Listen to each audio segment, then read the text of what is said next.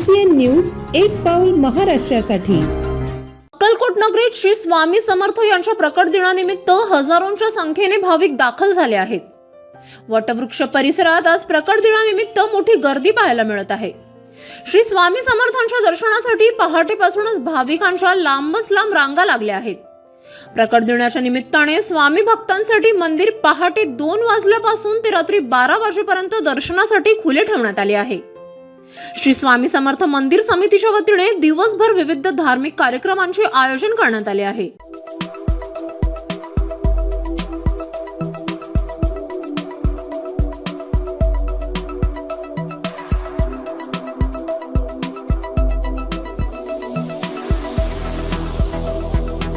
तसेच आपल्या भागातील महत्त्वाच्या बातम्या पाहण्यासाठी CCN न्यूज डेस्क चॅनलला सबस्क्राइब करा आणि बेल आयकॉन प्रेस करा।